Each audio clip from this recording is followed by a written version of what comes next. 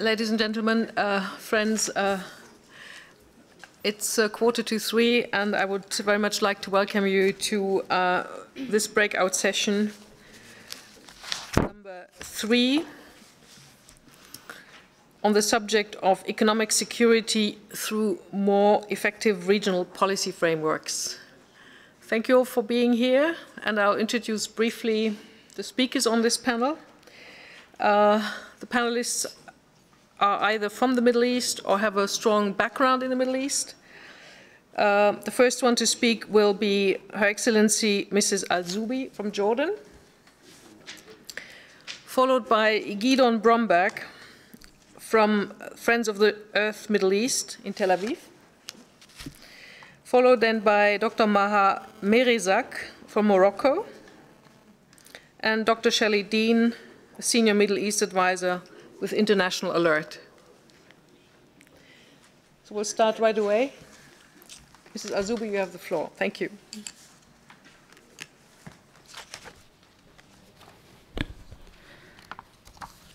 Thank you, Mrs. Chairman. First, I'd like to thank the AWI for this great invitation and giving me the chance to share with you the water challenges and opportunity in Middle East, and in particular in Jordan. So within societies, issues of water scarcity and water use affect agriculture, fisheries, forestry, and livestock. These factors impact livelihoods, food security, and longer-term economic development strategies. Today's rapid depletion of water resources, deterioration in water quality, increased water demand, changes in water endowments, power shortages in the most society of the MENA region have posed substantial stress on society and challenged policymakers to maintaining social and political stability. Jordan, of course, is the extreme case of water insecurity.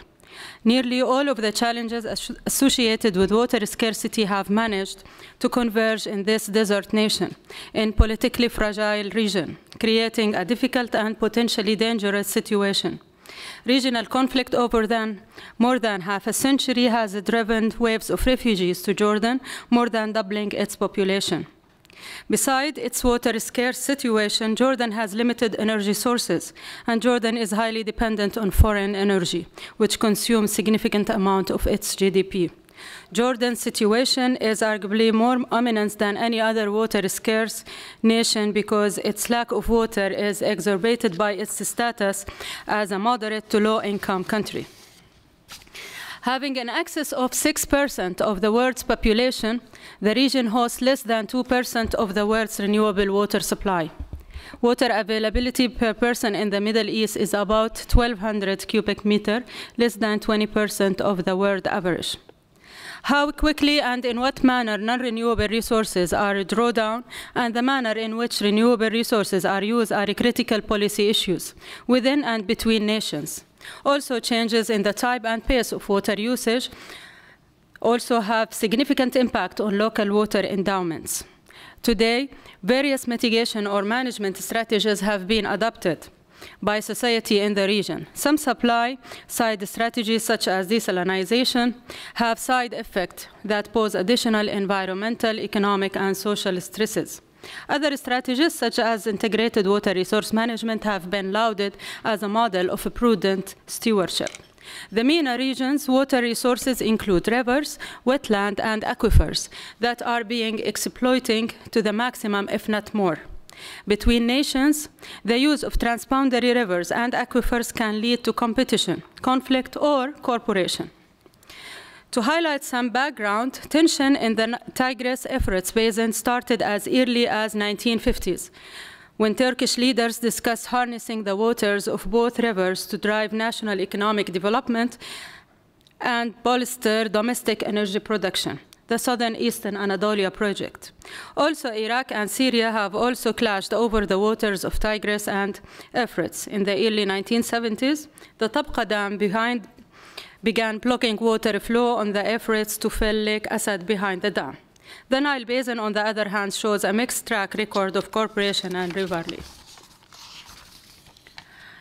As water becomes scarcer in the MENA region, each country will will be encouraged to safeguard its supplies by taking measures. The other may see as a provocative, potentially exacerbated, or sparkling conflict situation.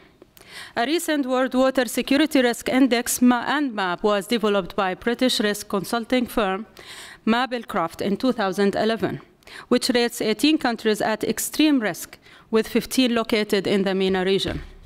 The index and the map has been developed to enable business and investors to identify the countries where water supply will be limited or interrupted in the future.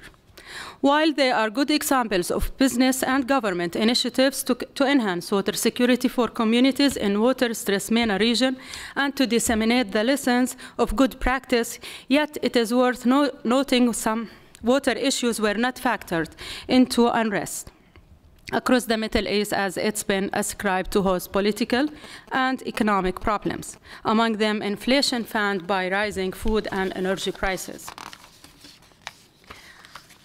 I will highlight the efforts made in MENA region in 5 policy areas, namely transboundary water, energy supplies initiative and cooperation, water management practices, liberalization of water and power sector and tariff issue, integration of water, energy and food into national and regional strategies as interconnected themes, strategies in the renewable energy.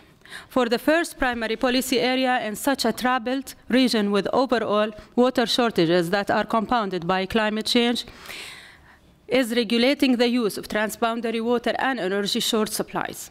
These dynamics affect not only relationship among Arab countries, but also between these countries and non-Arab states, with 67% of the Arab world population depends on water supplies originated in non-Arab states. Regional cooperation is key. Another undertaking was the GCC MENA Power Network, and very recently the GCC Water Security Network, just announced by GCC General Secretariat. Effort in this field need not to be confined to government initiative. Second primary policy area for most states in MENA region is accepting water as something more than just a resource to be exploited for purposes of development and modernization, and careful management of water resources need to be considered as absolute necessity. The belief that water management has social, economic, environmental, and security ramifications began to gain mainstream attention in the 1990s. At the 1992 International Conference on Water and Environment in Dublin, the participant proposed guiding principles for an integrated, more holistic approach to water stewardship, known as Dublin Principles. In Jordan, we have wholeheartedly adopted these principles and made difficult restructuring decisions involving water better governance in some national level ministry compared to highly fragmented control of water earlier, encourage better users management and conservation while engaging water stakeholders at municipal and community level. Today, the Arab Integrated Water Resource Management Network, established in 2004, seeks to foster regional communication on how to best incorporate integrated water resource management into national policies. The third primary policy is more liberalization of water and sector power to increase power generation capacity and accelerate the adoption of sustainable technological innovation. On top of this policy issue is solving the pricing dilemma, whereas near charitable prices continue to be the norm and has downside of limiting organizations, entities, people ability to reduce consumption cost and become more competitive or more efficient. So what is the solution to this dilemma? It is simple. Water and power are generally interlinked by the energy efficiency component. One needs the other, both need fuel, and therefore fuel becomes the cornerstone of the entire circle. So if the fuel cost going to these entities could be priced in the MENA region at local cost with minimum margin, it means the cost to produce water and power will likely drop, and subsidy of water and power below cost of production will be eliminated. This alternative obviously is more effective to induce behavioral change than selling water and power at loss. In the desalination sector, the GCC region is among the world's top 10 producers of desalinated water, and desalination currently provides 2/3 of the water requirement in GCC. GCC government have earmarked more than $100 billion in their water sectors between 2011 and 2016 to improve desalination technologies and maximize on wastewater treatment and recycling. In Jordan, the Red to Dead Sea Causeway and the associated desalination plant is expected to produce 930 MCM of desalinated water to Jordan. Parallel to this, the Jordanian water sector is heavily relying on the reuse of treated water. The fourth primary policy area for the region is the integration of water, energy, and food into national and regional strategies as their complementary nexuses that need to be addressed simultaneously. A key challenge in the next decade will be to manage energy, water, and food resources to ensure both high living standard and sustainable growth in the long term. Aware of these challenges, a variety of measures to ensure long-term sustainable growth need to be undertaken. These include introducing energy efficiency measures, investing in clean fuel and renewable energy supplies, improving water efficiency, investing in new water desalination capacity, and buying or leasing agriculture land abroad. The fifth primary policy area for the region is the accelerated adoption of renewable energy. OPEC pledged a total of $750 million to a new fund to tackle global warming through research for a clean environment. The responsibilities should be shared by all stakeholders in all development phases. However, governments are the main stakeholder and have a key role in promoting and encouraging the deployment of large-scale renewable energy and energy efficiency techniques and projects. A key issue is to acquire renewable energy through competitive bidding process with non-renewable portfolio standard, while providing governmental incentives that tackle taxes, carbon credit, and other incentives. Renewable Energy Fund can assess in financing such projects. Other policy and regulatory issues include having consistent rules at national and local level.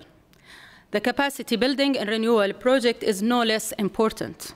Additionally, perception correction campaign as well as risk management approaches to overcome the lack of knowledge and caution attitude toward renewable need to be done continually to ensure both cultural acceptance and wider implementation. Thank you for this speak, but in my paper you will see a more detailed information about a project that has been done and we will be doing in the Middle East and in Arab worlds. But this, because of shortage of time, I canceled them. Thank you very much.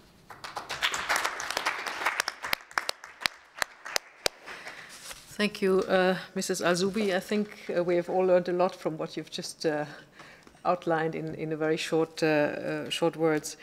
The next speaker is Mr. Bromberg. Thank you.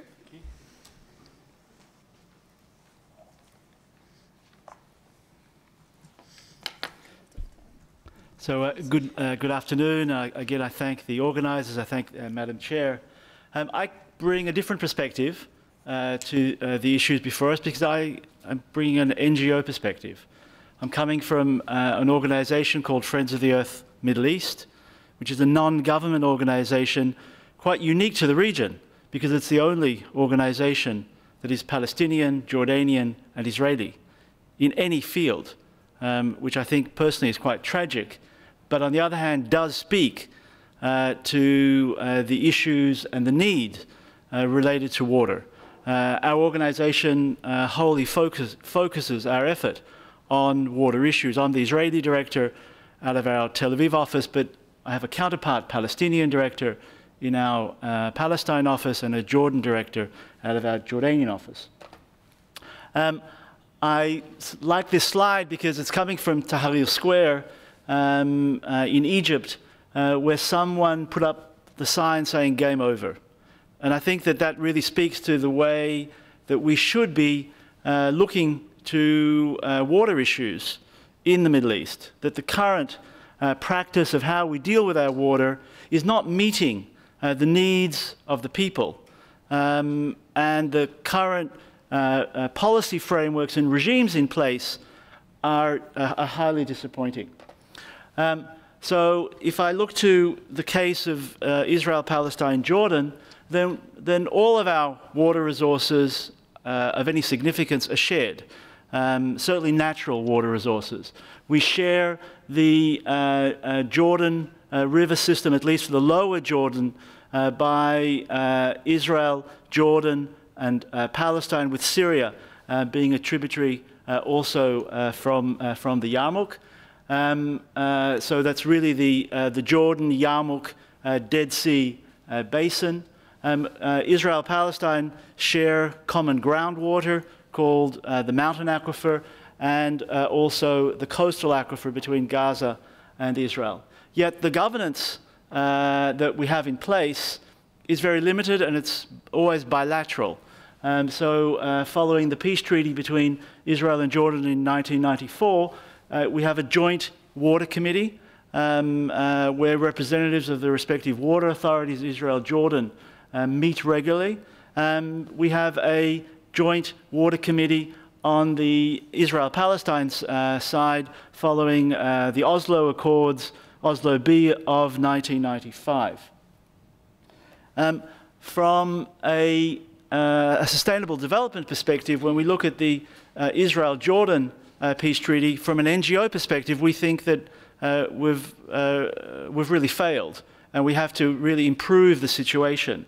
This is some photos of the Jordan River, never the Mississippi, but nevertheless a river that powered a hydroelectric power station. 40% of the energy of Mandate Palestine was produced by harnessing the Jordan and the Yarmouk rivers. This is a US naval officer, Lynch, that lost one of his boats on the waterfalls of the Jordan River. And if any of you have been to the region, a mouse wheel will not turn in what's left of the Jordan. And this is a photo today where you struggle to see a river that was once 100 to 200 meters wide, that's now 5 meters wide, ankle deep. Implications also for its terminal lake, the Dead Sea, which is shrinking by over a meter, and the latest figures this year is bring it to 1.4 meters in depth every single year. And that's due to, on the one hand, the Jordan River no longer flowing, 98%, 95% diverted, half by Israel, the other half by Syria and Jordan together. Palestinians not getting any access, and therefore they don't even have the privilege of diverting. But then the other half of the decline is industry in the south. The mineral extraction industry on the Israeli side and on the Jordanian side are literally drying up the Dead Sea. So the demise of our natural water resources are taking place under government license. This is not something, this is not an act of God. This is not climate change that is drying up the river. And while there are legitimate users for that water, and our respective water authorities speak to that, nothing can justify the complete demise, and this speaks to the failure of the current water regimes in place, certainly in the Israel-Jordan peace treaty. When we look to the Israel-Palestine case, a joint water committee here too has been established, particularly focused on the shared groundwaters of the mountain aquifer. But joint is a very difficult word, and certainly an inappropriate word when speaking to this committee, because the jurisdiction of the committee is not all of the shared water. The committee is only limited to the West Bank side, the Palestinian side of the shared water, so that there is no real shared management of this resource. Israel, under the interim agreement, and it was an agreement that was only supposed to last for 5 years and then to be replaced by a final status, that hasn't happened yet. So we're left in this sort of interim stage where on the Israeli side, Israel can extract as much as it wants without requiring Palestinian approval, while on the West Bank side, there must be joint Israeli-Palestinian approval, which basically means an Israeli veto. And the fact that we've never moved forward beyond the interim means that the current divide of roughly 80-20 is sustained 18 years after the agreement, despite real changes on the ground. So that every Palestinian home will have a water collection system on their roof, because there simply isn't being enough water provided. That very much speaks to occupation, but it doesn't speak to the whole picture, because of course that's also the situation in Jordan, in Syria, even in Lebanon. So there are management issues too that speak to water scarcity and the way that water is distributed. The second aspect of, as a result of this unacceptable agreement, is sewage. So this is the sewage of Nablus, a major Palestinian city, untreated sewage of the 2.5 million Palestinians on the West Bank. There's only one sewage treatment plant that works in El Bira, and even that doesn't work very well. So that you have a lot of raw sewage either flowing west to the Mediterranean and through Israel, or flowing east back to the Jordan River Dead Sea systems.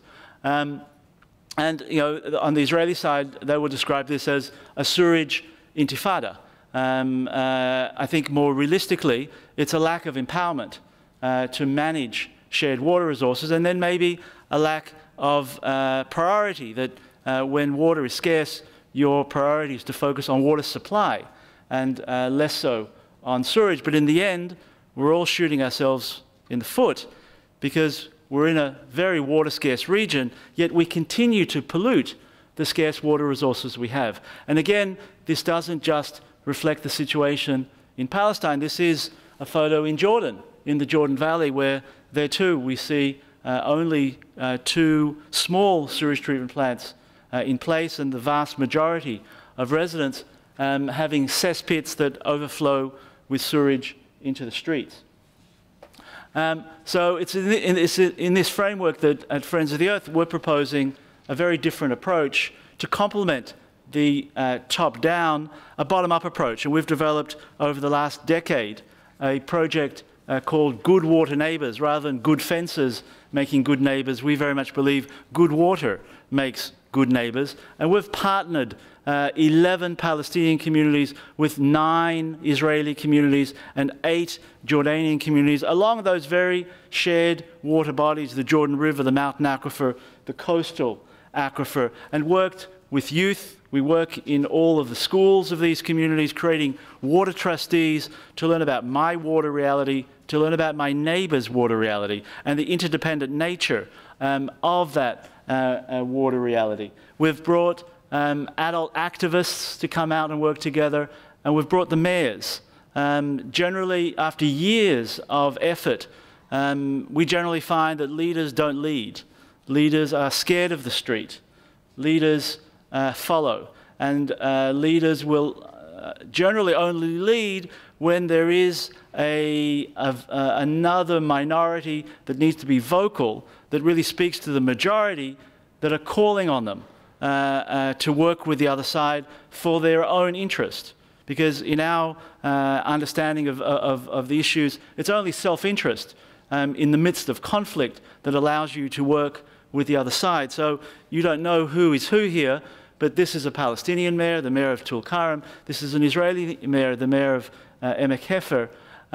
They're opening a collection pond for sewage before its treatment. And they're working together not because they're friends. They're not. There's still tremendous animosity. But there is enough community support to calling upon them to work together to solve the sanitation or water supply issues. And in fact, every pair of mayors, Israeli, Palestinian, and Jordanian, have signed a memorandum of cooperation detailing 1 or 2 specific projects to advance their community's self-interest on either water supply or water sanitation. And therefore, another, I know it's not a pretty photo, but it's the mayors of the Jordan River, Palestinian, Jordanian, and Israeli, jumping into the last clean stretch of the river. Sorry? Photoshop? No. This is every 2 years. Every 2 years we've organised what we call the big jump of the mayors coming from the respective communities. And again, they're here jumping into the last clean stretch of the river, not because they're friends, but because they've come to understand that they are the big losers, that no one asked them when the tap was turned off in Jerusalem or in Amman or in Damascus if it's coming from the Yarmouk. And that they, as the losers, need to stand up, including stand up together. So the reality today of the Jordan River is that the sewage is coming out. And the sewage from the Israeli side, from the Jordanian side, from the Palestinian side is coming out of the river with first commitments to release fresh water back to the river and even to develop a master plan for the Jordan River system. From our experience, when you build trust from shared water, there's no limit as to where you can go. So this is the mayor, the head of a Palestinian village called Wadi Fukin, and this is the rabbi of the neighboring Israeli community of Tzur Hadassah. The wall, the separation barrier that Israel has built in most parts of Israel West Bank was planned to be built here. But the trust built by the two communities over shared water has stopped. And this photo is more than 5 years old. It's in 2007. The wall has never been built here. And here we see David Cameron when he was the leader of the opposition. I'm not sure he'd do it today as the Prime Minister, planting a tree on the path of where the wall was supposed to be built. Speaking to how we can go beyond. So when we see top-down efforts, and you see the famous handshake between Israel and Egypt on the White House lawns of 30 years ago, while that top-down diplomacy is absolutely essential, it's completely insufficient because there's nothing holding, there's no foundation to this handshake. And today, I think we well understand that that handshake is almost on the floor, from, falling from side to side, because there is no foundation underneath. And we equally need to develop and support the bottom-up peacemaking efforts, and we believe that water is one of the key avenues of bringing us there. So to sum up, we think that we need governance structures that are both top-down and bottom-up, that are based on cooperative efforts that deter unilateral actions, and that are based on principles of equity for all riparians, economic efficiency to make sure that the water that is shared is efficiently used, but equally that water is also left for nature, that demand management be the first preference, and new supply-side solutions only be introduced once we have really met the demand management possibilities, and of course that the issue be implementable. We've come and proposed what a water accord between Israel and Palestine could look like, with EU support, replacing what we think is a highly unfair Article 40 of the Oslo Accords, and again showing how a bilateral water commission would very much replace the Joint Water Committee with input from local communities, with an equal basis for the two governments, with, again, lots of community input from mountain aquifer committees, cross-border stream committees, and based on good science. So we have all of this information on our website at FoEME.org, and I thank you for your attention.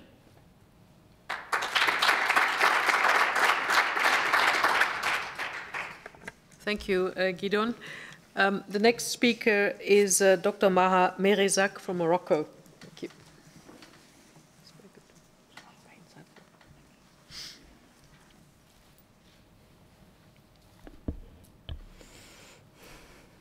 Excellencies, ladies and gentlemen, first of all, I would like to apologize for my English. Thank you. It is a great honor and privilege for me to convey to all of you the greetings of His Excellency Dr. Abdulaziz Othman Atwijri, Director General of the Islamic Educational, Scientific and Cultural Organization. ISESCO is so glad to participate in this conference held on the theme of economic security in Southwest Asia and the Middle East, mainly because it is an intergovernmental organization that gathers 50 member states of 3 geographic regions, Africa, Asia, and Middle East, on the basis of belonging to a common religion. ISESCO plays, in fact, an observational role of these member states' policies, among which some, such as Egypt, Libya, Tunisia, or even Syria today, have experienced upheavals which are not only due to political reasons. The population of these countries experienced tremendous precariousness and question the bad distribution of wealth. In this context, dominated by multiple crises, the number of agents involved in conflict resolution and prevention has considerably increased, as well as their efficiency, in particular in the framework of sub-regional initiatives. As a matter of fact, ISESCO, which is celebrating its 30th anniversaries, explores the ways and means of enhancing that efficiency at both regional and sub-regional levels with a view to reinforcing conflict prevention mechanisms. In fact, one of its main challenges is to advocate conflict prevention and human security in order to promote the needs of the most vulnerable populations. This concern can be expressed through several questions.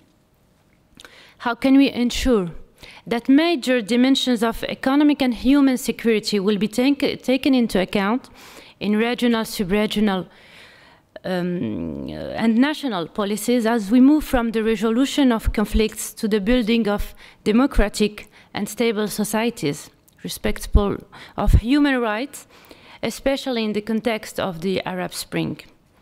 Which capacities have to be built in order to move forward toward the promotion of human security, in particular through education and training? Which strategy can contribute to the mobilization of the most vulnerable population, which must emerge as stakeholders in the democratic process through participation and dialogue?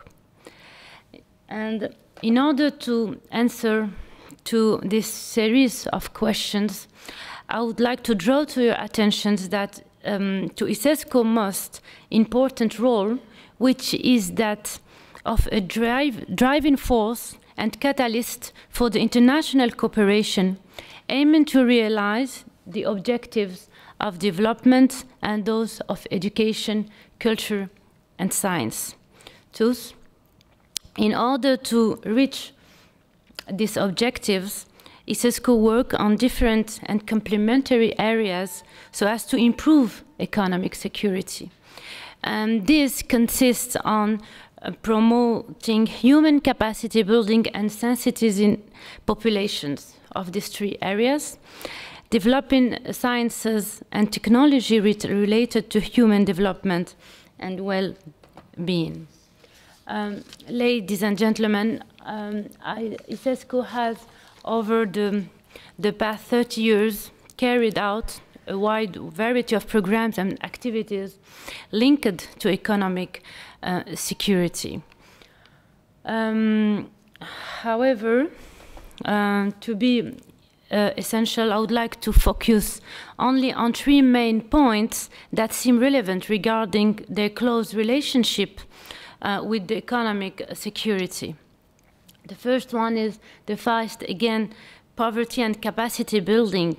ISESCO's main objective in this field of action is urging the international community to target extreme poverty with more local and micro approaches. We can give example, fight against illiteracy, microfinance, capacity building for rural women, the promotion of gender equity, women economic empowerment programs, etc. The second issue, I think I have to add that regarding the fight against poverty, ISESCO focused on this area because ISESCO is aware that in the Muslim world, the woman still does not have the same, the key role that is hers, and she is worth being supported as well. Now, regarding water issue, ISESCO's aim to increase awareness of water issues through water resource management and implementing publications and studies in its member states. Furthermore, due to the resource scarcity, tensions might occur at national and international levels. Hence, when major projects proceed without a regional collaboration, they could lead to conflict, hiding in regional instability. That's why ISESCO encourages the improvement of transboundary cooperation and has for purpose water resource management, whereby management is viewed as a trend targeting cooperation and peace. Environmental issues, ISESCO makes great efforts, especially concerning climate change. Its activities in this field of action aim to strengthen and promote the mitigation of climate because of threatened ecosystems, energy, and waste. Moreover, ISESCO focuses on the need to go back to the endogenous knowledge through conservation of biodiversity and its natural resources. And this is mainly because the major part of these countries are developing countries.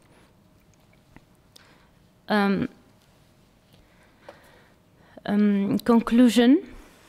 Particular attention should be on the key proposals that are aimed at reinforcing many dimensions of the human security paradigm, such as the relationship between human security and the culture of peace, the need for further research on human security indicators, the functions of early warning systems, women capacity building, common legislative agenda on issues such as poverty eradication, environment, and human rights. And finally, I would like to add that ISESCO is making great efforts to promote the Islamic principles of tolerance, dialogue, peace, and struggle against all the types of xenophobia, terrorism, fundamentalism, and hatred. Ladies and gentlemen, before signing off, I would like to express my deepest gratitude to the EastWest Institute and the World Customer Organization for holding this important conference. Thank you.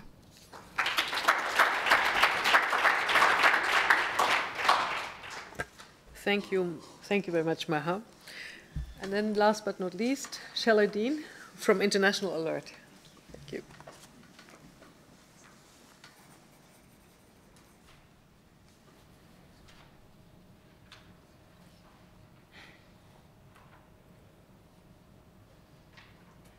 Hello, my name is Shelley Dean. I work for International Alert, and I have to apologize twice. I have to apologize for my English because I'm Irish, which means that chances are I will speak far too fast. I have to apologize too because I'm new to the NGO world, and prior to that I was a professor, which means that, as most good professors do, I may just tire you and/or explain ad nauseum. So you could be stuck between hasty speed and tedium. Let's see where we end up. I want to say thank you to everybody for inviting us and for the EWI. People were working very late at night, I know, because I'm a shoe-in, so I'm not supposed to be here. So the fact that everyone's worked so hard and so late is something I'm very privy to. So thank you for inviting us. So in good professorial style, I did as required, and I attempted to answer the questions. The questions for our panel primarily looked at the role of how regional policy and the framework for policy and governance might manifest. Given my specialism, I looked at the role of the Middle East and North Africa primarily, so that's the perspective that I'm adopting. The questions broadly that I'll try and address are there such things as regional policy frameworks for MENA? Do they exist, and if they exist, are they effective? Are new policy instruments needed in terms of the ones we already have?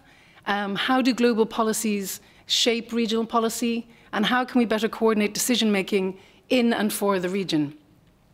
So, in case you, like me, are getting old and you realize this from your eyesight, you'll see that the text gets big and small as we go through.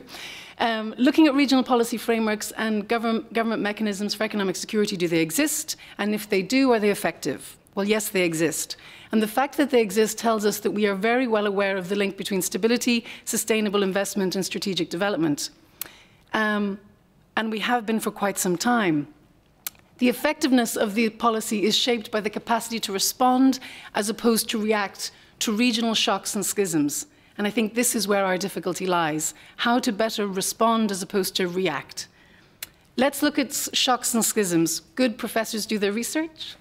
So I took a look at shocks and schisms in relation to MENA from the past. I too went to the 1950s, as did our earlier speaker, to look at how things manifested there. And from a British perspective, I always like having a pop at the colonials, and as a colonial, I always like having a pop at the empire. So let's have a look at the British.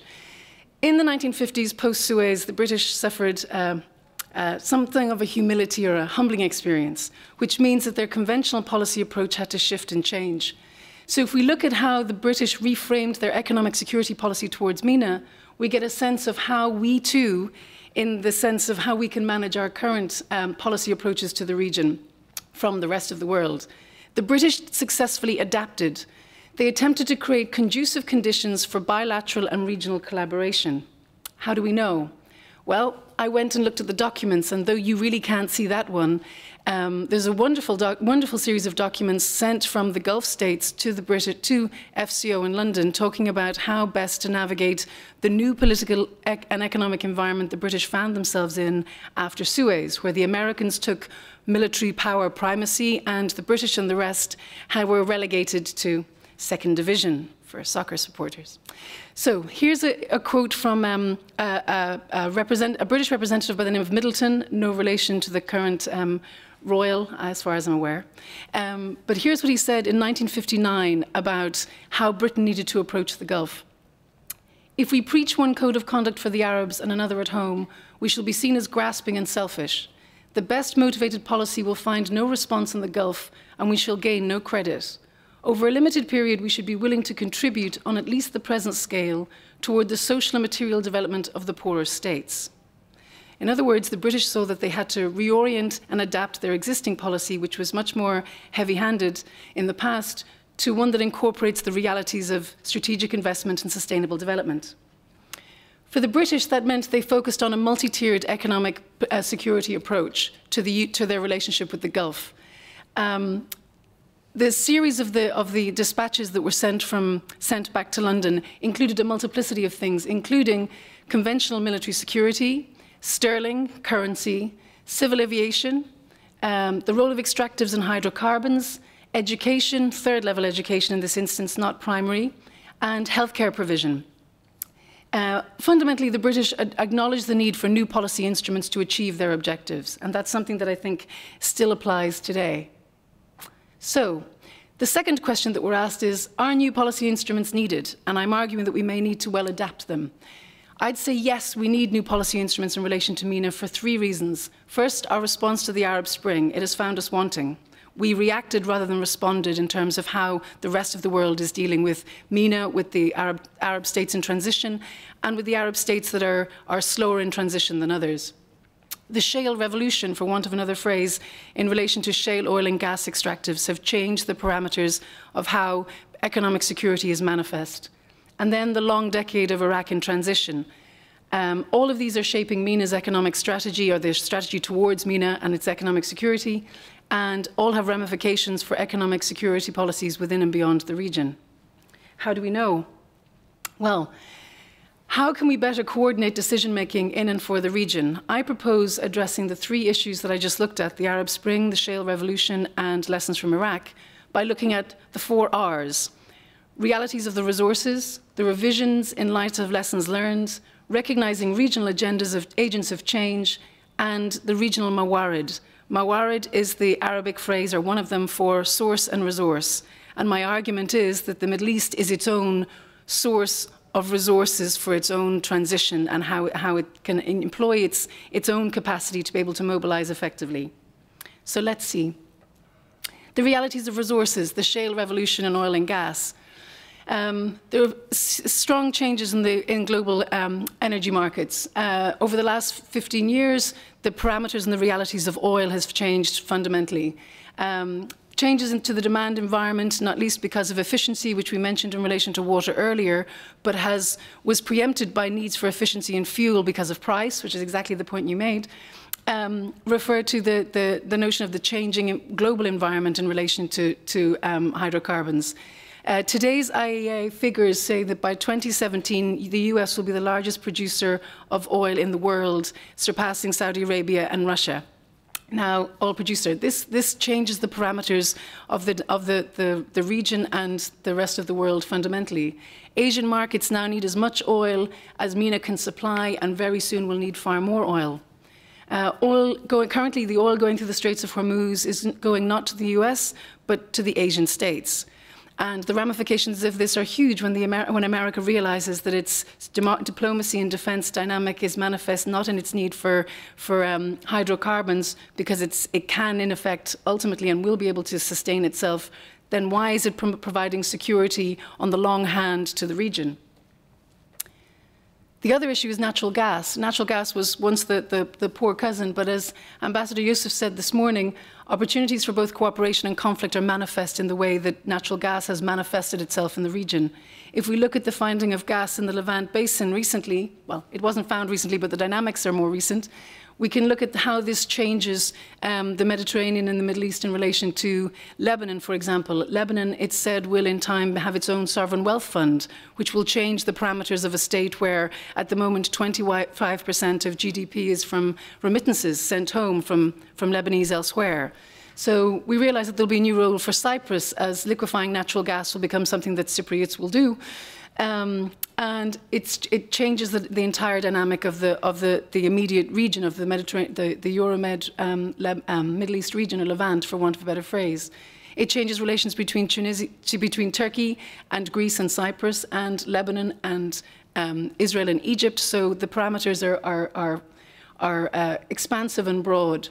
Our neighbourhood relations will change, and it suggests that we need to adopt our approaches and our policies on all levels. That means intrastate and multi-state regimes, all of which are likely to change as a direct consequence of the resource realities. The next phase or area that I said that helps in terms of how we adapt our policies is revisions in relation to lessons from Iraq. International Alert proposed going to the Gulf and acknowledging the realities of the 800-pound gorilla in the room in the Middle East, which is that 80% of all investment into the Mediterranean is from the Gulf states. And acknowledging that reality is something which will change the parameters and the dynamic of how we deal with policy. So dealing with investors and stakeholders in the Gulf, we proposed discussing, positive investment and strategic investment and development and how good things worked. And the question we were asked was, well, that's great, thank you very much, but what went wrong with Iraq? So if we look at the lessons we've had from a decade of transition, for want of a better phrase, in Iraq, and we remove the variables we don't have everywhere in the Arab states in transition, namely occupation everywhere, war everywhere, we have different dynamics at play, then there are certain lessons that we've learned in terms of policy dynamics from Iraq, and I've listed them here. Avoid exclusive relationships that marginalize certain groups. Avoid prompt privatization and associated destabilization in the transition phase. Address the need for transparent management of public debt. challenge existing focus on real estate and prestige projects, something that the Gulf is afflicted with at the moment. Encourage development of long-term industrial and infrastructure projects, and advocate infrastructure development. Arab state government investment in infrastructure outside the GCC states is 5%. So the need for infrastructure development is a fundamental part of one of the lessons we have from Iraq. That and the instability of the banking system in relation to investment. 80% of all Iraqis don't have bank accounts. All of these small but fundamental things change the dynamic of how Iraq has made its way through the last decade and how we can learn lessons for other states in transition. Recognizing all the agents of change. The global actors at the moment are suffering economically and from diminished capacity from the 3Ds, namely diplomacy and previous diplomacy and facilitating the position of previous incumbents in the Gulf and elsewhere, defense dynamics, defense contracts and the need for the military-industrial complex to sustain them, and development dynamics, the assumption that where there is finance, there is no need for development, when actually you can have fiscal flows, but you don't necessarily have the necessary infrastructure and development. So the 3Ds are the three things we need to address and be open to. UN funding requirements are not being met, and Washington is lacking the will, and as of last week, the WASTA for warmongering, which means we're in an interesting position now when it comes to the rest of the region's the rest of the world's capacity as an agent of change in the Middle East in relation to economic security. The EU, as we know, has a multiplicity of different mechanisms. The more for more approach is lacking. It needs more than just more for more. Compliance and conditionality criteria are challenging because they don't adhere to the quote we had from Mr. Middleton in 1959 that you have to address the people elsewhere as you do at home and have the same values. Otherwise, it's fundamentally misconstrued. If you criticize about patronage systems, but ultimately you have them at home too, then that's an issue. The EAS is currently reviewing its instruments and integration, and its 20 assessment instruments, realizing that they're extensive and tricky to try and navigate, especially in a transition in the midst of the pace of change in the Middle East at the moment. So, recognizing the role of MENA's own transformative potential in shaping the pace for change in relation to foreign direct investment, remittances and capacity, the role of the GCC in terms of regional investment has expanded extensively, and the issue of the Mawarid, in other words, seeing the Middle East as its own source and resource for transitioning is key and crucial. In conclusion, we can say that we need to learn to be able to adapt policies and collaborate to better respond rather than react impulsively to the changes and the transformation in the region. We need to be mindful of Fink Haysam's observation that the right answer in the wrong process sinks like a stone. Thank you very much.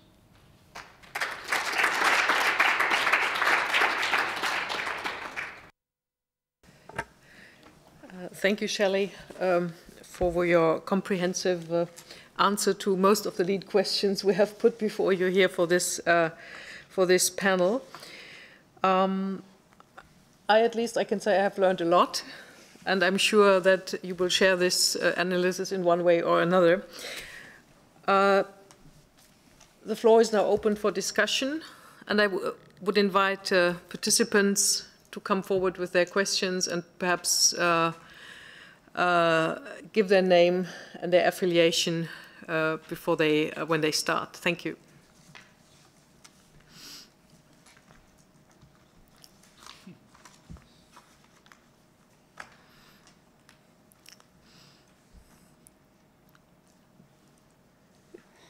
No questions? All questions answered? Oh, there's one? Yes, please go ahead. This is to Mr. Bromberg. I have been under the impression that Israel is doing a few things in water. I don't know if you're familiar with the Blaustein at Sde Boker Institute, that they are working together with Arab nations. I don't know if it's Palestinians, I think so, to do to do what they can for their knowledge to be whatever they've begun to understand about water in their research there, to share it and help other neighboring countries. The feeling I got from you was very negative. The mayors that are combining each other, they don't like each other, they're not friends, they're doing it for their own well-being. But is this not promoting some goodwill at all? It didn't sound like it from your comments. Thank you. Could you just introduce yourself? Is that? Thank you. My name is Barbara Zuckerberg, and I'm just here as a guest. It's wonderful. Thank you. Thank you. Maybe we just collect a few questions, and then we will to give the panel a little bit of time to think about your points. Any more? No. But then I would have one to add also to the panel, if I may. My question would be, and I think Shelley touched upon it in some way, but in a broader sense, what is the impact of what we call the Arab awakening on these issues?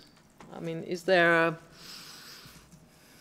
Arab awakening is associated with democratization, with taking care of the needs of the population.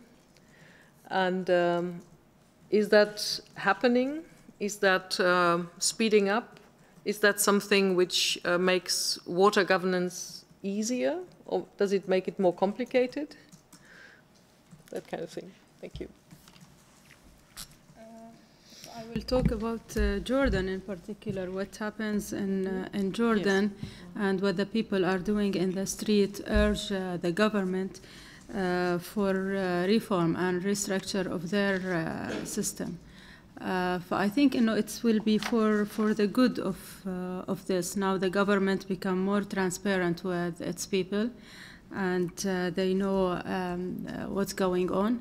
We have now a new election law.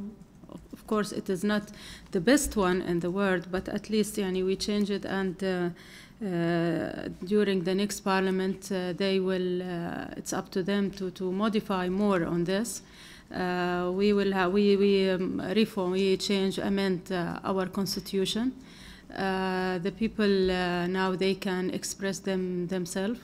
This is good, but again, well, this is now my own perspective. People, they use this to oppose everything, and I don't know if you heard the news in Jordan, because of the worst situation, especially financial one, we are going to, they said they will have a new policy for subsidy, and people, because they don't believe much in the government. When they start talking about subsidy, they think they will raise the prices and it will be for a bad thing for them.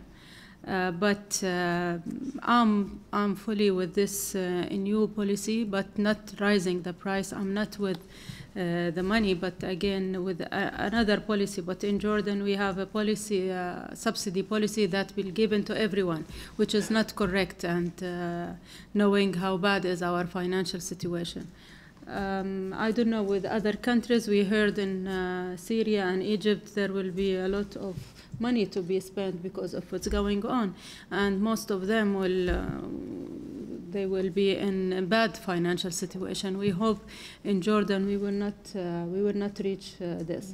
Again, like I said, they don't recognize water and energy as unrest, and it could be I don't know what will happen if we keep on doing this, not having a new project, a new policy. God knows what will happen in the future. Maybe we'll end up with no. And in Jordan, with the refugees that we keep on receiving, this is, because Jordanian, we cannot say it, but again, it cost us a lot to receive people with the very limited resources, especially water and energy. Even they share us with everything, with the public school. They even compete with the Jordanian in their work. Now you go to the shops, you go everywhere, you see those working instead of our people. This in the future will cause us a lot of problems. Thank you. Yeah. Sorry. I think I can add something about Morocco. I think regarding this impact of the Arab Spring, in Morocco, there was this year a reform of the constitution last year, and the election of a new government. So now social and economic rights are placed at the center of policy thinking, and especially things related to labor security, because we were talking about this conference is about security, and labor security is one of the main objective of the international security. But I think that we hope that this how can I say, this reforms that King of Morocco did in Morocco can be considered as we can be optimistic for Morocco and for the region.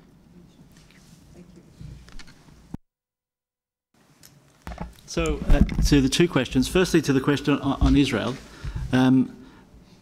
From a water efficiency perspective, Israel is probably the world's leader when it comes to efficiency in how Israel manages its water resources.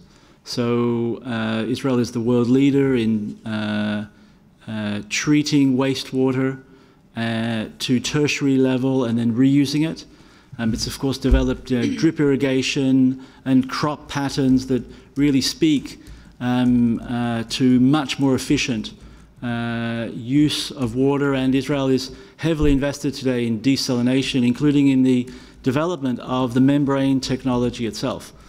And that speaks to the high-tech side of Israel. It doesn't speak to government policy vis-a-vis our neighbors.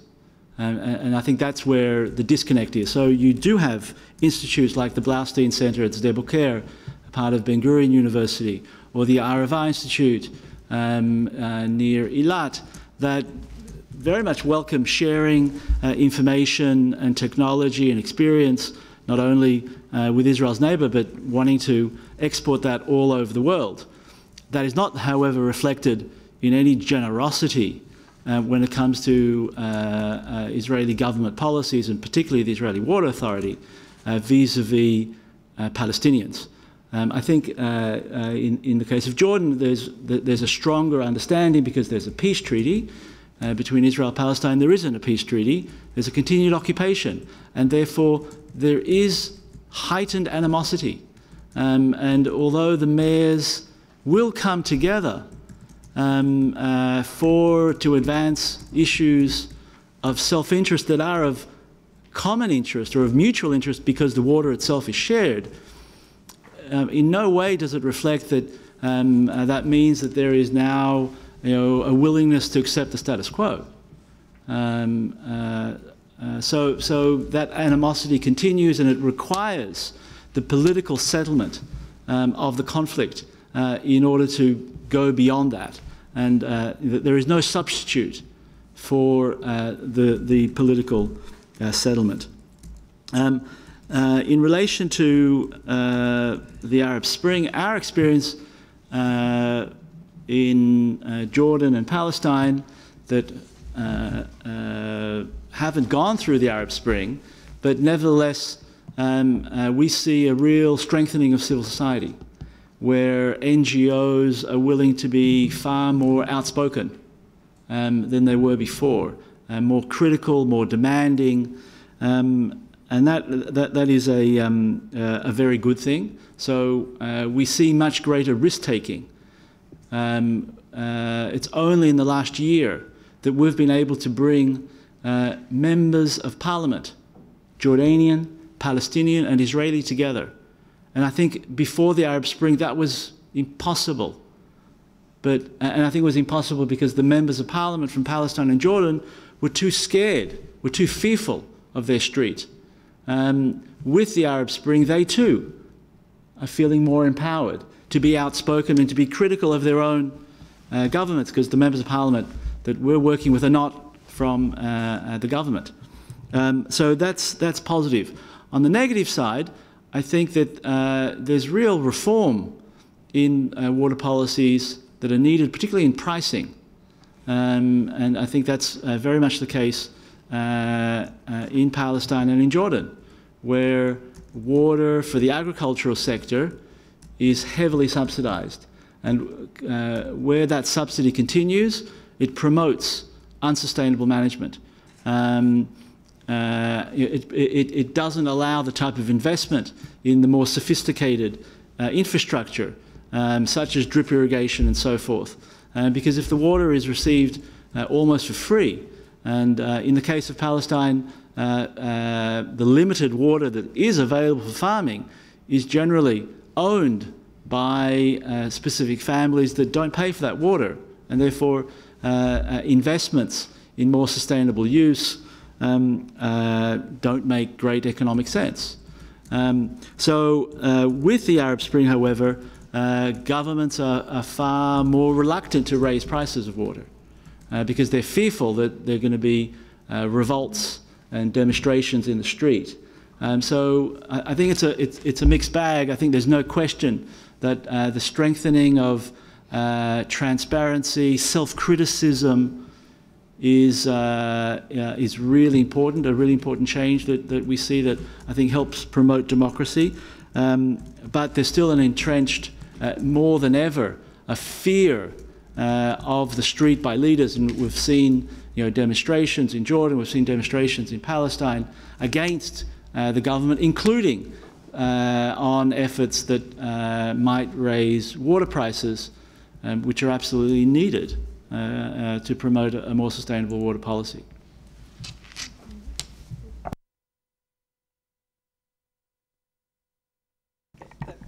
I think that the in relation to democratization and the Arab Spring, there's a series of themes and elements at play depending on what you're talking about. So in terms of energy, I think we talked about what's happening in Lebanon and the opportunities that natural gas are providing, offshore natural gas are providing for Lebanon. But then if you look at what's happening in Libya, the need to revise all of the pre-regime contract, the contracts under the Gaddafi regime have to be revised, rewritten and re-agreed, so that bargains have to be remade, and that changes the dynamic in terms of power, impact, influence of third parties and parties from beyond the region and within the region. Qatar, the Gulf states are now as much consumers of oil as they are exporters, which means that at the moment Qatar sells something like 80% of its gas to China and is now buying gas from Iraq. So you have a more nuanced dynamic than one we're conventionally familiar with, not least because of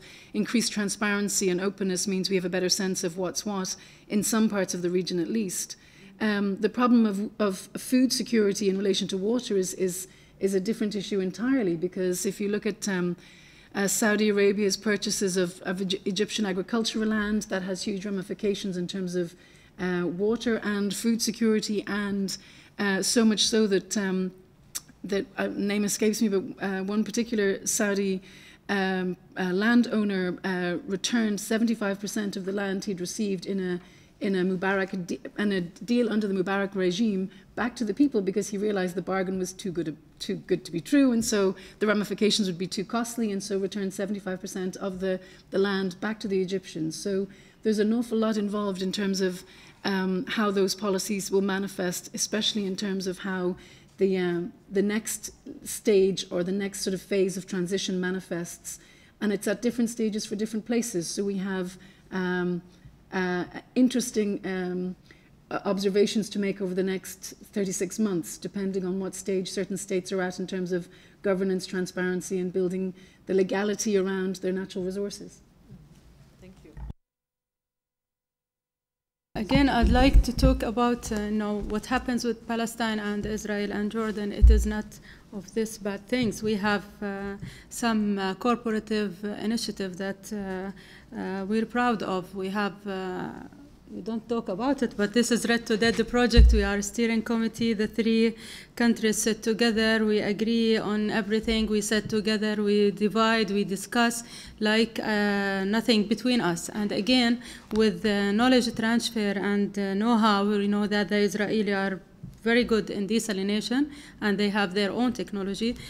We have the MEDREC, which is the Middle East Research Center in Oman, where we have delegates from Jordan, Israel, and Palestine. We sit together, we agree on a priority, and we learn. It is a research center, constant focus on desalination and reuse and technology, how to make it affordable, because these expensive resource of water. There is a lot of classes held in Jerusalem and in Israel. We send Jordanian and Palestinian there, and likewise in Palestine. They have also an institute in reuse, and we send people there. We met every 6 months and discuss our priorities in research and development things. So this is a good thing, and Red to Dead is another thing. Regarding pricing of water, well, in Jordan, the tariff is not that cheap for domestic, and even with Jordan Valley. With Jordan Valley, I don't think in any place in the world the farmers, they pay the full price. It is subsidized everywhere, including the US. But in the Jordan Valley, we're giving them a treated water, and they used to have a fresh water. We take it to Amman, and we give them instead. Not with the very cheap tariff, because they need to feel the value of water, but it should not be fully recovered, because we're talking about Jordan Valley, which is the food basket for Jordan. We cannot live, and again, the treated water, we reuse 90% of our wastewater mainly in agriculture, but it is not free thanks to agriculture. If it's substitute fresh water, then it will be for agriculture. If it is not, we'll use it depends on the economic return of cubic meter of water. The infrastructure is there in the Jordan Valley, and it will be more cheaper for us to send back the treated water to the Jordan Valley. And any time in the future, 100% of the water in the Jordan Valley will be treated water. So this is with high. But we need to give them, to increase a little bit the price, just to feel the value of water, but not to make it. But with the wells, we ask them, they pay. They do their wells. It is in the highland. They dig their wells, and they pay for us. Although they cover all the price, the cost of drilling the wells and the operation and maintenance, but they ask them to pay surcharge fees. I don't think in any place in the world also you ask farmers to pay the government for their own wells, doing everything in the wells, and we ask them to pay surcharge fees for this. And again, with water, okay, in Jordan, when you go to people and tell them we need to increase the tariff, the non-revenue or unaccounted for water, it is 50%. Then they will tell us, go and fix your pipes, go and improve your performance, then come to us and ask us to increase the tariff. I think in our government and utilities, they should do their business, their homework first, and okay, then you come back to people and you talk with them, tell them, we need to increase the price, they will understand. We practice this through establish Highland Water Forum in Jordan, where we have farmers and all stakeholders that use water. We sit together, we educate them about the water situation in Jordan. Now you sit with those farmers, they speak like they are Ministry of Water employee. You have to be transparent with people, you have to take the buy-in from them, then you increase the tariff. We are changing this in the government of Jordan. We go to them, explain, and I think even the Prime Minister now, he's talking with people. So you will gain the buy-in, then you increase, rather than increase and you force them to accept. Thank you. Thank you. Yeah, Megnan. Yeah. Thank you. Megman, Member of Parliament in the UK. The last contribution there talked a little bit more about demand. Most of what we've heard today has really been about managing supply better, and I just wondered whether I could ask our panel to address a little bit more about how you deal with issues of demand, not just in water, but obviously energy and I think food's slightly different. But we know as people get access to resources and society develops, the demand goes up massively, and at the same time as managing the supply, what should be done on demand. On food, I'm very interested to hear views on that, because we have started, certainly in the UK, to talk a lot more about food that's being wasted, but I've never quite experienced something like when I went to a Kurdish wedding where 500 people were invited, 1,000 people turned up, and there was still too much food. And it was at that point that I understood the biblical story, the feeding of the 5,000. I, kind of worked out how it happened. And there is that, obviously something there which is very cultural about being very welcoming and providing things for people, but at the same time it's a huge waste of resources because of all that's gone into, it's not just what you got at the end, but all that goes into providing that. And I welcome some thoughts on those issues. From here, thank you. Yes, thank you, Madam Chair. I would like first to thank your speakers for their presentations.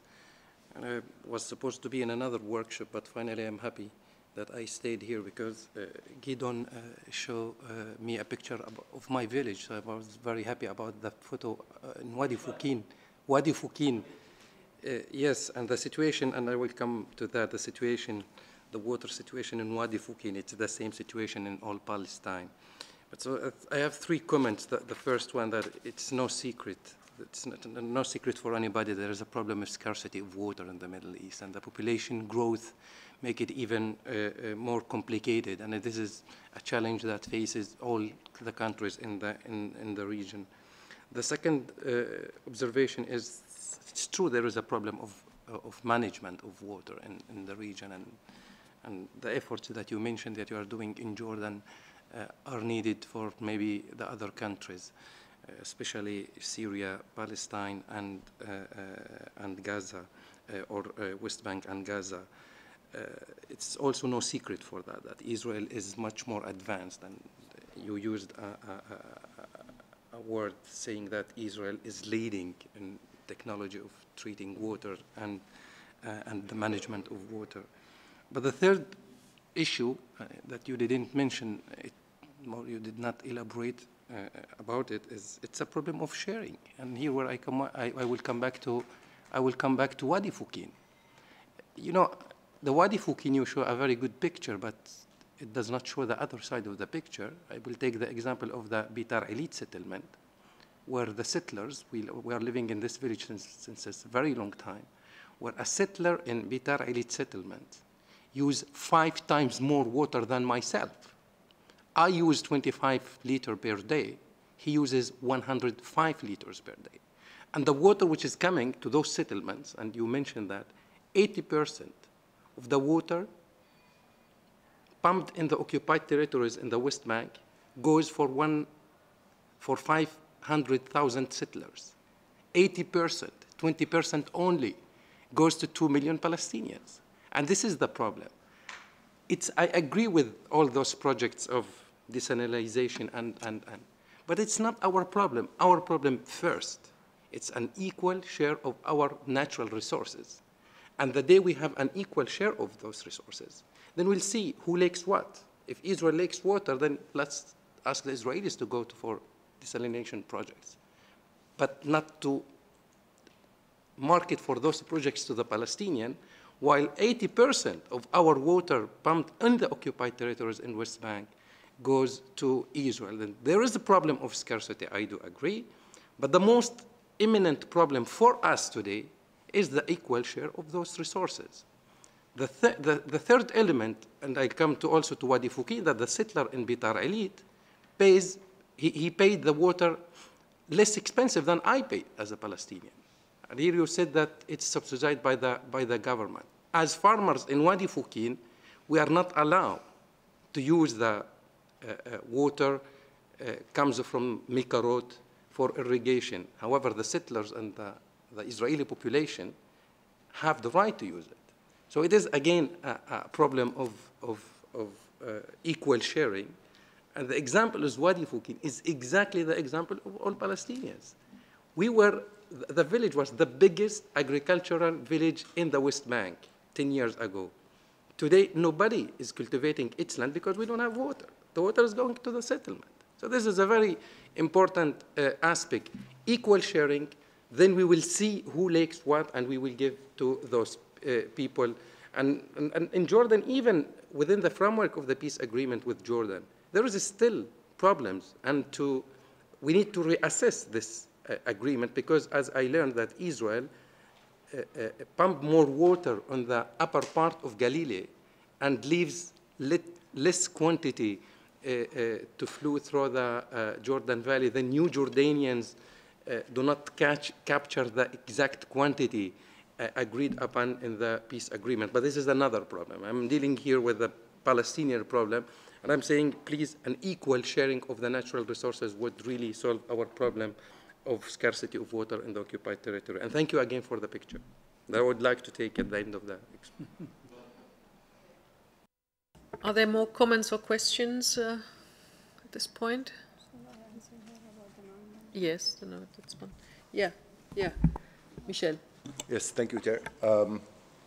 Maybe just add another question or comment to my previous speaker, to Mr. Bromberg as well. On you mentioned that basically if one is to take this example of water sharing between, let's take the Wadi Fukin example, the legal framework would be basically the Oslo Accords, if not before that. But if we take even the Oslo Accord as the legal framework, how would you assess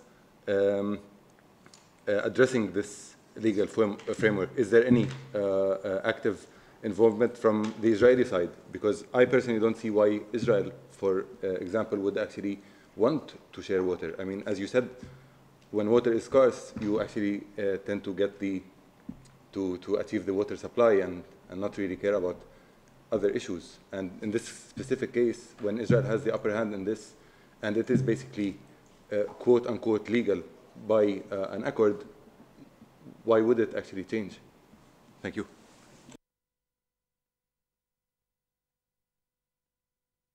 Yeah. Another one? Yeah, just a little comment to or question actually.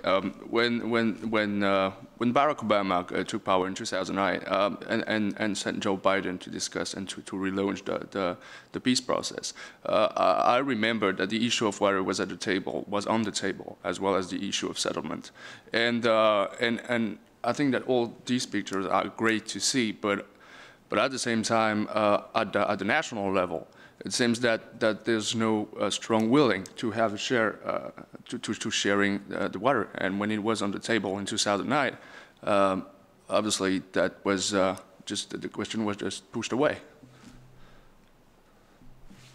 Thank you. Good. So there are no more questions. So I think I would like to close the speakers list for this session and invite the panelists to take up the questions which have been asked by Megnan and the others in this last round. Mm-hmm. Who wants to start? Shall we? Okay. Yeah. Thank you. Oh yeah, sorry, it's on. Thank you. So regarding how you manage demand as opposed to supply, I think when it comes, perhaps not with water, but certainly with oil. The American case is illustrative in a peculiar way. It's rare that I get to use America as an exemplifier for anything positive and juicy, but it seems that if you look at the change in the nature of oil supplies over the last 15 years, they've changed fundamentally. And in 20 years, the move towards awareness of climate change and costs of fuel have changed consumers and investors in the way they've dealt with oil in America, for example. So Americans have become oddly more fuel efficient than before. Their electric cars, all of these quirky things mean that there's a change in the way that the Americans have dealt with the expectations of increased fuel prices for them. Certainly not if you're British, American fuel prices are incredibly reasonable, but it's changed the dynamic for the way they've adapted, and technology has a huge role to play in terms of innovation.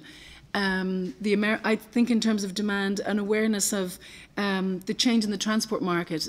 Americans for a long time assumed that fuel would be high, not least because transportation was key, and then they became more efficient in how they use the oil, even in the transport industry and in agriculture, where they felt that that would be a no-go area. They've become far more aware of the cost than was expected, and perhaps maybe learning lessons learned and benchmarking from America's initiatives and how they've managed to be more fuel efficient might be useful going forward in other places. The difficulty, of course, is that the immediate demand in the midst of states in transition is to build infrastructure, and the fear is that people assume that infrastructure means industrialization, which would be a fundamental nightmare, not least because of the cost involved and the consequences in terms of the environment and oil and the use of fuel. So there's something about the way in which you can change or adapt consumers' perceptions and investors' awareness of that change over time,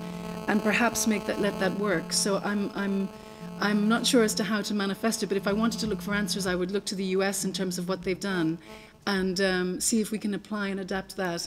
And I would use the strongest soft power in the world to do it. I'd look at the EU's initiatives in terms of fuel regulation and how they've managed fuel efficiency over the last, say, 15, 20 years, since at least the last 10 years, and say how that can be applied in terms of the states in transition that need assistance with infrastructure and building, and how to make the awareness of the need to mitigate the demand for certain fuels, and oil, for example, a part of that. So I would try and bring in lessons learned from the US and policy recommendations incorporated as part of how the EU does its work in terms of states in transition. In terms of food and supply and water, I think the place to watch to see how things manifest in relation to food supply is what happens between agriculture in Egypt and what's happening in Saudi Arabia and the purchasing of agricultural land. I think that is a huge ramification for the politics and the domestic politics of Egypt and the domestic politics of Saudi Arabia and the rest of the Gulf. So depending on how transparent and strategic those purchases are, will speak volumes as to where we can anticipate the tendency going forward in terms of how food instability will shape the region. So firstly, to the question of demand management, one of the principles that we put on a proposed revised Israel-Palestine water accord is very much focused on demand management first, before moving forward on supply solutions, or certainly hand in hand. It's quite remarkable that in the Middle East, where water is so scarce, we continue to flush our toilets with drinking water. And we do that throughout the region. What a terrible waste of that resource. We could be, firstly, preferably using waterless toilets, but even if we don't go down that track, we could be capturing our shower water, which is about 1/3 of domestic consumption daily, and storing it and reusing it in the same day, and cutting consumption of water by 1/3 by a relatively simple measure. We don't do that, largely because we model the West, and the West doesn't do that. So there's a hell of a lot that we need to do. Pricing is a key issue of water resources, particularly in the agricultural sector. We continue to grow tropical fruits, bananas and avocados throughout the region, even in water-scarce Palestine. You go to Jericho and a lot of bananas are being built. You go even to a village called Uja, where until very recently there was real water scarcity, but a private owner of a well has that water, and they'll use that water for the most economic process that they will. And since they don't pay for the water, they'll grow bananas. So there's a hell of a lot that we need to do on the demand management side that will also reflect as to what type of produce we produce. We believe at Friends of Earth Middle East that we should not be in the Middle East exporters of food. Israel exports agricultural produce to Europe. The Arab Jordan exports to the Gulf states. We think that that's a misuse of our scarce water resources, and it's reflected through policies that are in place that need to be reformed. In relation to the questions on Israel-Palestine, well, firstly, we don't think that the interim accord of Oslo is a system that should continue, and I think I tried to be very clear that we think that should be replaced with a different mechanism that does speak to equity. It doesn't mean equal. In many cases, in the present case, it might mean more water going, it's certainly in the short term, to Palestine, of shared waters between Israel and Palestine, because as World Bank figures show, there's the potential of 110,000 jobs for Palestinians in the West Bank if only they could get more water. And clearly, that speaks to the benefit of not sharing the water equally, but sharing the water in a manner that benefits the two economies together. So equity is something that's not permanent. It's not static. It changes over time. And once the Palestinian economy has more opportunities, then maybe less water for agriculture and then for other purposes. When it comes to the settler population, I like to say that it's not an issue between settlers and Palestinians, although that does speak out to the injustice. It's the system itself. Whether a settler gets 5 times and an Israeli within Israel gets 4 times, I really don't think that is the issue. It's the need to put in a different system of management across the board based on principles of equity and efficiency. But we always come to the picture and say, but despite the situation, there's still things that every side can do. And in the case of Wadi Fukin, we've tried to promote that village lead in treating wastewater. The village of Wadi Fukin doesn't have a wastewater collection system. It has a hole in the ground next to every home. Every home dumps their sewage into that hole and pollutes their own water. And there's great reluctance in dealing with wastewater, collecting it and treating it, even though we actually had the possibility to raise finances. The community itself was worried that if the treated wastewater, if the wastewater would be collected, treated and reused, they were worried that their vegetables would no longer be sold in Bethlehem. So I'm very critical of the occupation, but I'm also critical, I'm also strongly believe that self-criticism also needs to come into play, and that we always need to ask ourselves, despite the current situation, how can we do things better?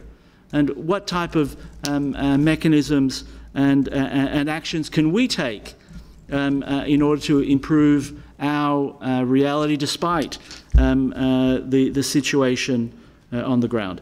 And lastly, to put things a little bit into perspective, Israel is not alone in this picture of taking the lion's share. If you look at Egypt and the Sudan on the Nile, you're talking about also a 90-10. If you look at the US and Mexico on the Rio Grande, you're also looking to complete domination. That doesn't justify Israel's behavior.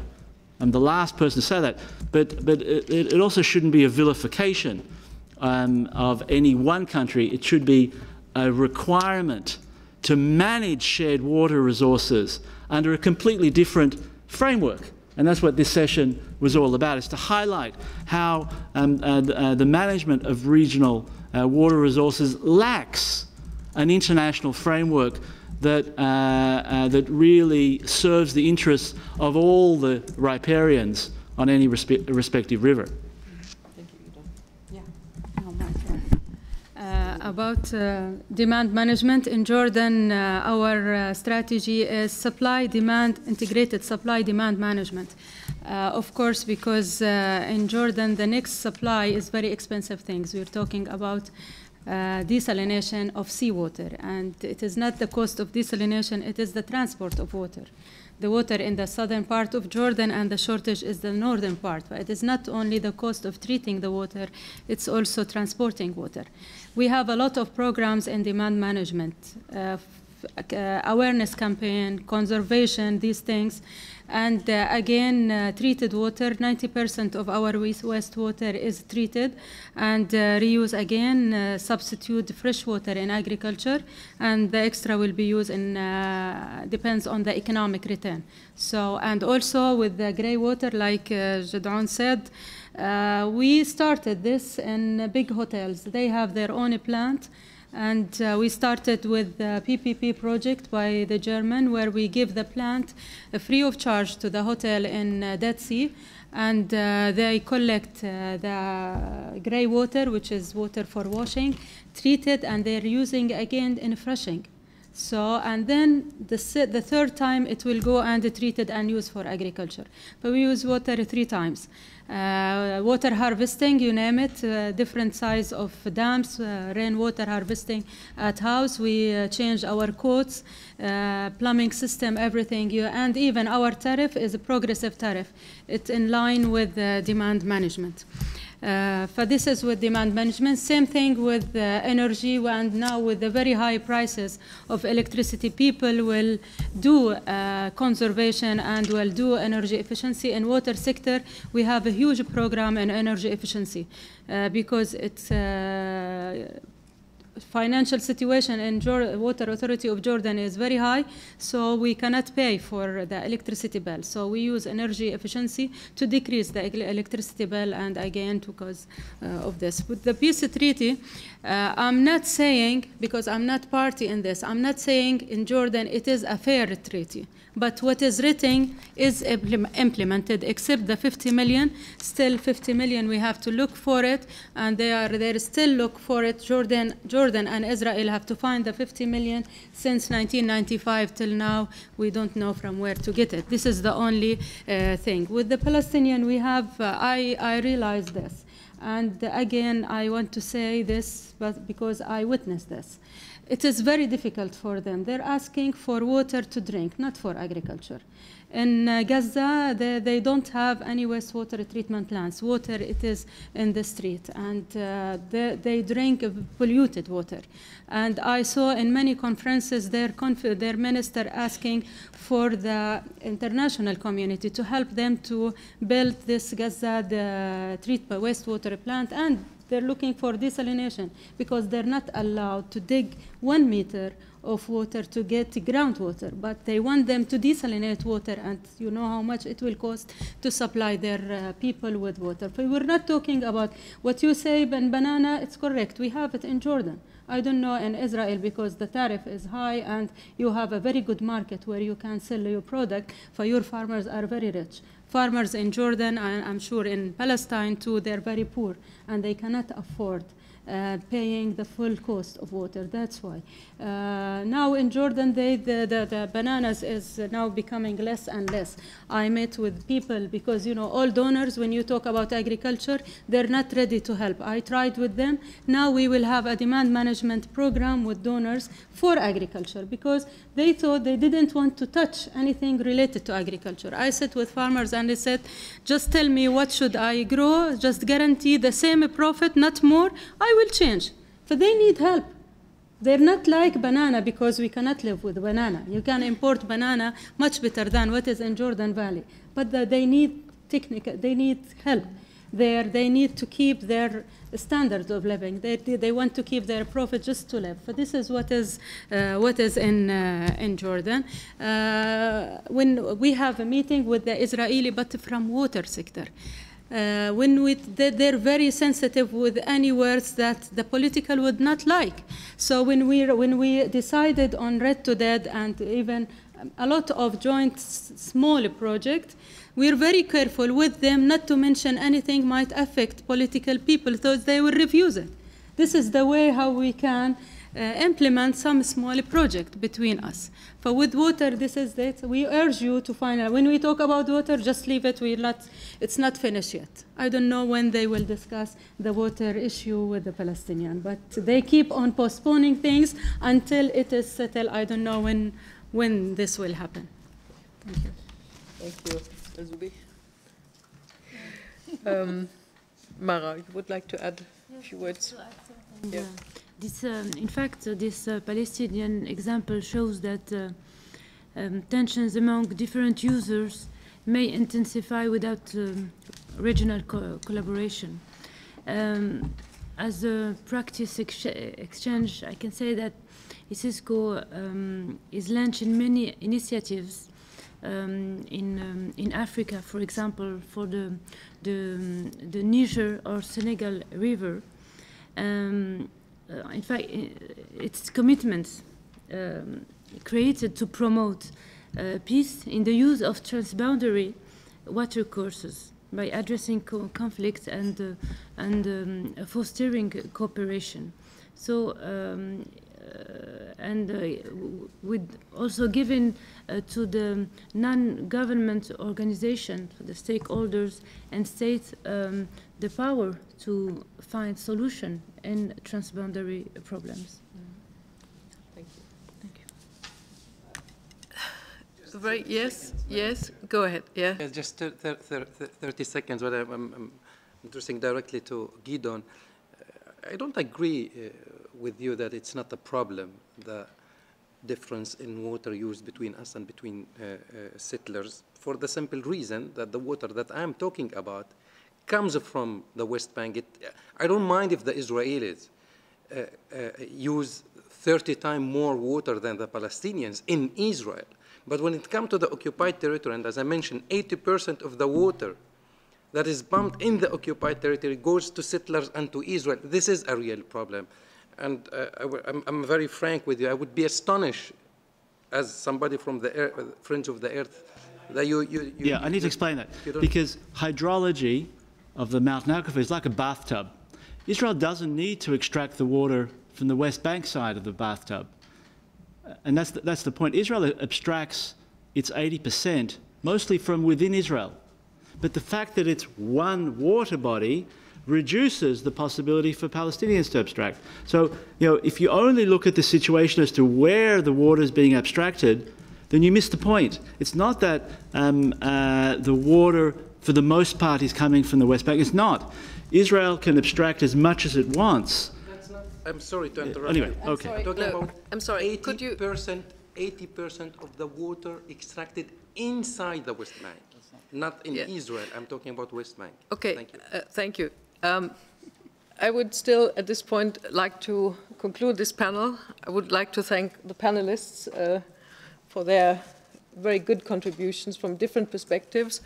I have learned a lot, and I'm sure you would share this, this feeling with me. This morning, somebody said at the plenary session that the regional situations with regard to water, food and energy reflect global conditions and sort of need global solutions. But coming out of this session, I think there is a lot of work already done in the regions. It's not perfect. Things need to be improved, and you pointed out what are some of the key issues. But there is a regional dynamic on its own, including also problems which have not been solved, obviously, and which are impacted by global issues. But a lot of things are already there on the ground. So I think that was, for me at least, a very good, lesson. I would invite you now to take a break outside, and then I think we reconvene at 5:15 in this hall, which is the plenary hall, and get together with the other breakout sessions to put our combined wisdom together before we then have the reception in the evening. Thank you very much. Thank you.